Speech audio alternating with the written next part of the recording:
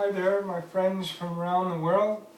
We're continuing with this wonderful polar bear project, sculpted in beautiful Italian alabaster from Volta, Italy.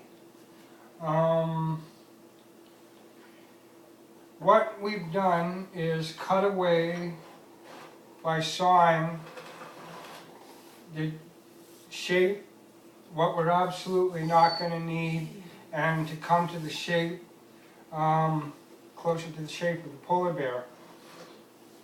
So you can see that I cut right across the side here, not needing that, and shaping into the back of the bear. Cut off this edge.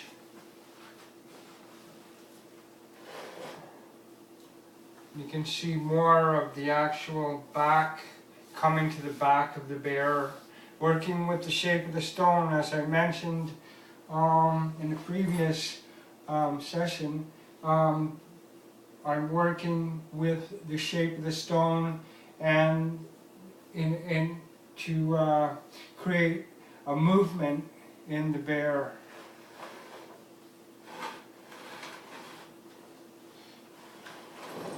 And you can see how the head of the bear is now been brought out more with the this big corner cut off, and underneath the bear's head coming down to the chest. So the next stage of my process is I use chisels and a hammer. This alabaster is a little softer than marble, so I use this type of chisel. It's not very expensive. It's easy to sharpen and it's not very expensive. And I like this type for alabaster, serpentine, and different types of soapstone. This chisel. This chisel is tempered. It's more for hard stone, but it's very, very good for getting detail. And I go from chisel and hammer in shaping with rifles like this. There's different shapes of rifles.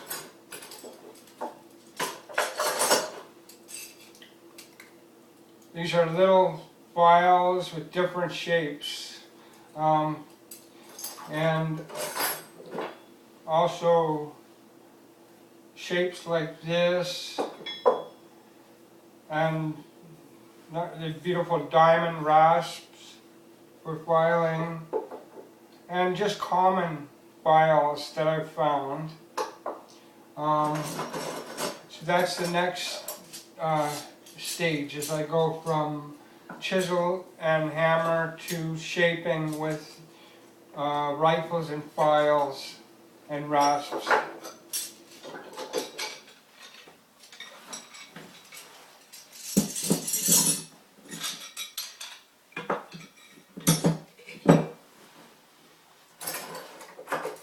What I'll be doing now is working with chisel and hammer,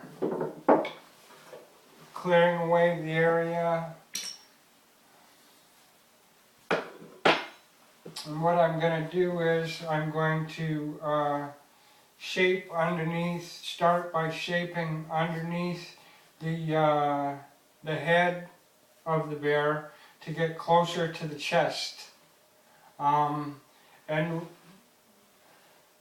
what I will end up doing is shaping the back and the back of the bear and the rear of the bear and underneath the bear, in between the chest and stomach and the ice that the bear is going to be standing on.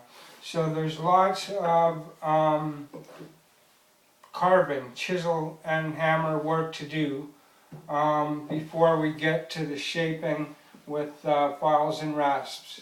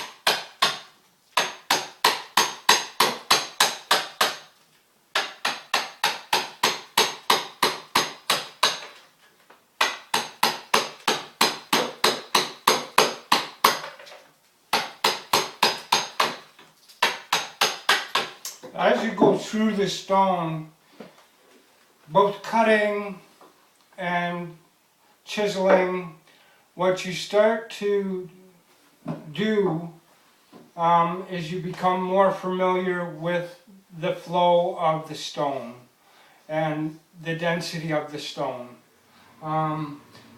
You begin by studying the shape of the stone, or just basically approaching a square block, and studying the grain of the stone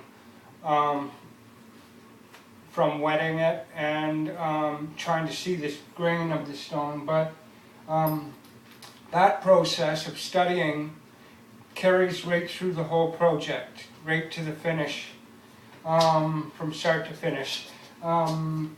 It's just the nature of what you're experiencing. You're going through different layers that have been accumulated naturally in the environment, and there's going to be soft parts, hard parts, sometimes different particles even, and different characteristics, different colors. So it's a whole journey in essence. You're going into a lot of Mother Nature's history. So it's a very spiritual process.